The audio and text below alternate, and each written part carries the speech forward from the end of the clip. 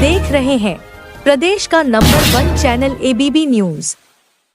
पूर्व मेयर प्रत्याशी आपकी अपनी पुष्पा रावत जी ने पुष्पराज एक आशा ट्रस्ट के तहत आर्थिक रूप से कमजोर वर्ग के बच्चों के उज्ज्वल भविष्य व सुनहरे कल की ओर एक पहल के लिए लिमिटेड सीट ही बची है।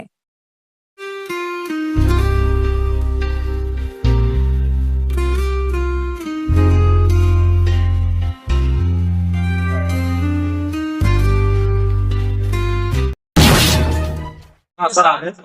उनको आगे बढ़ाते हुए मैं पहले मेयर को रिक्वेस्ट करूंगा कि अपने दो शब्द यहाँ पे उनसे अपना आशीर्वाद दें और फिर इनमें प्रमुख सचिव सर का जो शासन का निर्देश है वो हमें प्राप्त हो जाएगा, फिर हम वृक्षारोपण की तरफ जाएंगे। हमारे सभी अधिकारी विक्रमादित्य जी जो हमेशा काम में रात तक बिजी रहते हैं, हमारे बीच में हमारे सर रक्षा मंत्रालय की मीटिंग को कार्यक्रम कराया गया और अब पर पौधरोपण।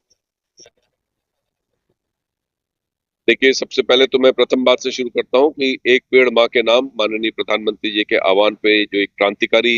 आंदोलन के रूप में हमारे राज्य सरकार ने योगी जी जो हमारे मुख्यमंत्री जी के इसमें लिया है, एक बहुत बड़ा परिवर्तन को इंगित कर रहा है।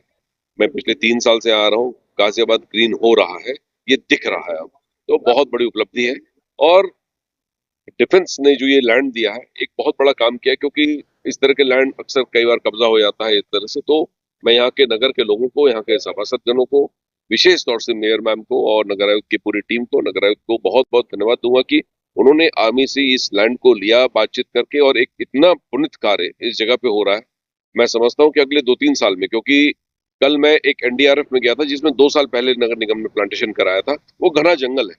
उसमें घुसने लायक नहीं रह गया, वो इतना बढ़िया लग रहा था वो। मैं समझता हूँ कि 2 साल बाद जब हम यहाँ पुनः जब इकट्ठे होंगे, ठीक है, तो इसी स्थिति में इसको देखा जाएगा कि एक हरा भरा सा ये बनेगा। तो ग्रीन लंग्स के रूप में तो काम करता ही है,